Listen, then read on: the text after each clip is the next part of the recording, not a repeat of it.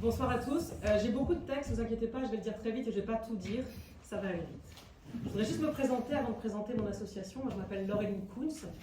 Je suis une femme blanche, urbaine, bobo, intermittente, CSP très moyenne, sexuellement satisfaite, engagée premier degré, solide et mère de famille. Voilà. Alors, qu'est-ce que je peux vous dire? Je suis humoriste, je suis enseignante, j'ai été championne de France de slam en 2007, ça c'est un peu comme meilleure baguette 82. Et je suis la fondatrice, la directrice de l'école de l'Opéra de la Parole. J'ai commencé à 17 ans en banlieue, j'étais animatrice cirque, je faisais des pyramides d'enfants en difficulté, je les enculais, ils étaient contents. Et depuis j'ai continué. Aujourd'hui, j'ai fait des études théâtrales, un bac plus 5 d'études théâtrales. J'ai interviewé les directeurs des théâtres institutionnels à l'époque. Et on parlait fréquentation des théâtres publics, théâtre populaire. Et ça m'a traversée, je pense que c'était une intuition. J'arrive aujourd'hui ici pour continuer à questionner ces endroits. Voilà.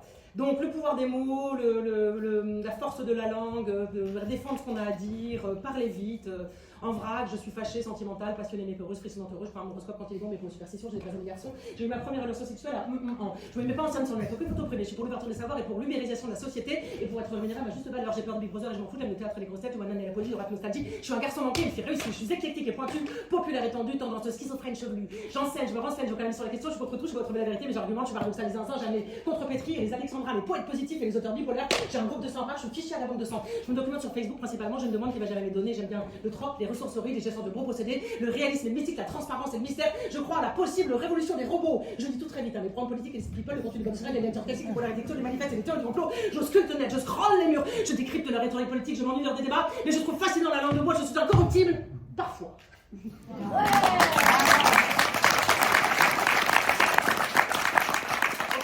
En 2011, j'ai fondé une association qui s'appelait Dix Lessic Co pour pouvoir facturer parce que les producteurs qui m'avaient produit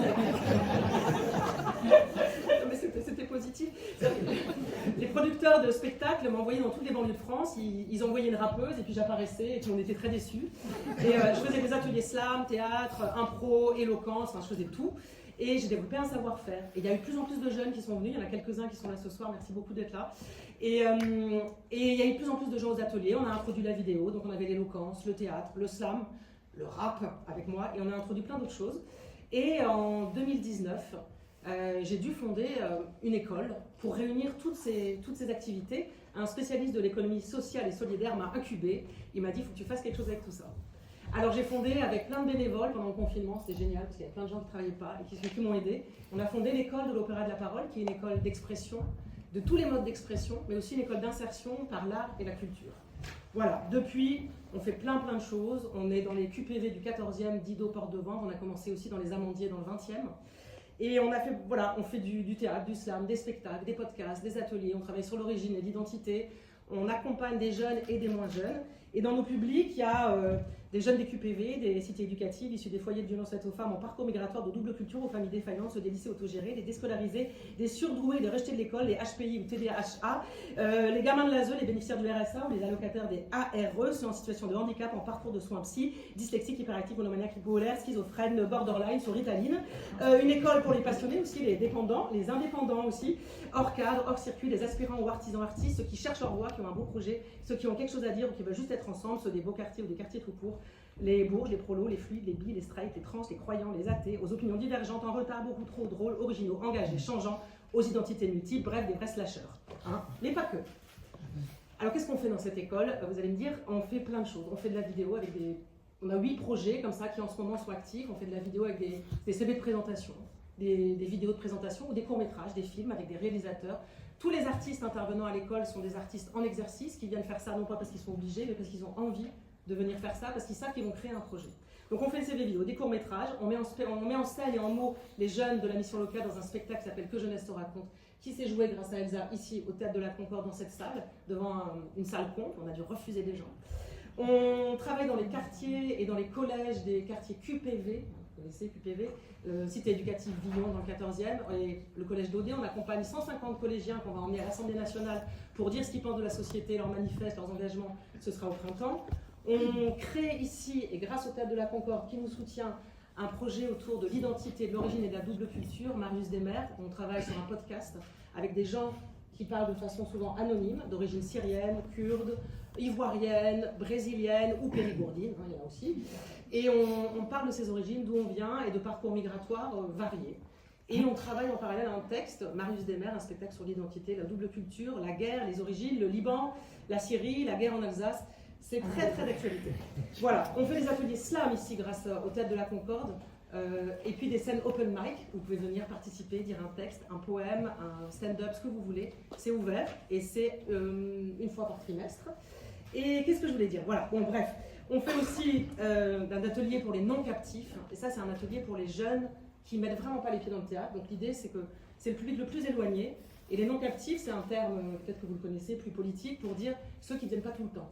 Ils peuvent aller et venir. Et donc on va réouvrir un atelier cette année pour les non-captifs, c'est ce qu'on faisait au début, pour dire, ben voilà, vous pouvez aller et venir un jour, vous mettre au chaud, faire une création, rester, et puis aller plus loin si vous en avez envie. Comme ça, on fait toute la chaîne alimentaire de l'insertion par la culture, vous voyez.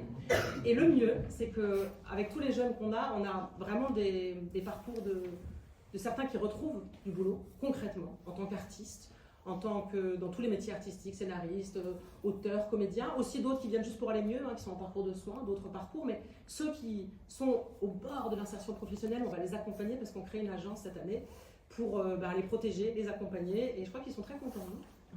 Oui, je ne sais pas. Alors maintenant, je voudrais vous parler du Théâtre de la Concorde. Quand j'ai vu apparaître ce théâtre, et je me suis dit, mais c'est dingue, c'est comme si je l'avais rêvé. C'est comme si moi je l'avais imaginé, que je l'avais dit, voilà, ça c'est le théâtre que je rêverais d'avoir, un théâtre où à la fois on a du spectacle de qualité et d'exigence, parce que moi je viens du théâtre institutionnel, élitiste, j'aime Claude Régis et Harakiri, enfin voilà. Et aussi un théâtre où on permet aux autres, à ceux que j'accompagne, d'essayer via des ateliers gratuits différentes pratiques artistiques. Et je pense que la seule clé pour pouvoir remplir les théâtres des gens qui ne vont pas au théâtre, ça passe par la pratique artistique gratuite, sur le long terme. Parce qu'en fait, les gens avec que j'accompagne, ils n'ont pas envie d'aller au spectacle au début. Ils ont envie de jouer, ils ont envie d'essayer, ils ont envie de se représenter. Et c'est par cette pratique-là, quand ils vont eux-mêmes expérimenter, découvrir des textes aussi, souvent, il y a aussi cette chose-là qui arrive, avoir une émotion, qui vont aller fréquenter le théâtre ici. Et on a pas mal de nos jeunes qui sont déjà allés voir des choses ici en totale autonomie. Hein. Il y en a qui sont allés voir séries en totale autonomie, il y en a qui sont allés voir... alors attendez, je les ai écrits parce que sinon je vais pas y arriver. Et ils sont allés voir bien sûr le procès fictif de la scène, ça j'en ai qui sont allés voir. On est allé cette note qui commence au fond de ma gorge. Et dans tout ce qui arrive, moi je vois plein de choses qui pourraient aller pour mes publics et qui ne sont pas forcément les plus évidentes qu'on imagine. Je pense à Nozel Bru aussi, tu en as parlé avant. Et pour certains de mes jeunes, ça peut vraiment être intéressant. J'ai pas que des jeunes d'ailleurs. Extrait de femmes de Anne Kessler avec ses portraits de femmes de Molière, de plusieurs femmes de Molière. Je pense que ça peut vraiment être génial que vous y alliez. Parce que là, c'est une chose exigeante, classique, et qui peut donner à voir cette sociologie des femmes chez Molière. Au-delà de la pénétration, dit Eck, la question du genre est une question qui est apparue dans les ateliers. Moi, ça fait 25 ans que je fais ça. Mais cette question-là, ça fait à peu près 5-6 ans qu'elle est capitale et vraiment très importante dans tous les ateliers que je mène, dans toutes les créations, parce qu'on fait des créations. Et Forbidden Story, Revoir la guerre informationnelle, tous ces sujets-là en lien avec Marius Demer, le projet sur l'identité, la guerre, tout ça, je pense que c'est vraiment intéressant. Voilà, c'était pour donner un aperçu sous l'angle de mes jeunes, des gens que j'accompagne. Il y a plein de choses qu'ils peuvent aller voir, et le pont pour qu'on aille au théâtre, je pense que ici ça passe par le fait d'avoir la chance d'avoir des ateliers gratuits et des scènes open mic gratuites. Voilà, en fait au Théâtre de la Concorde, c'est la décentralisation théâtrale remise à l'endroit. Le vœu de l'élitisme populaire, un théâtre au cœur des beaux quartiers, où des hordes de jeunes des quartiers populaires viennent au centre de Paris, le peuplé d'un humanisme bien réel. Merci Elsa, merci Eugénie. Et je fais la place maintenant à un des anciens jeunes, un des tout premiers qui était avec moi, qui va vous parler, lui, de son point de vue, de ce qu'il pense du théâtre, de ce qu'il envisage pour lui, de sa conception de l'expression de soi. Et je vous demande de faire un tonnerre d'applaudissements pour Mourad. Merci.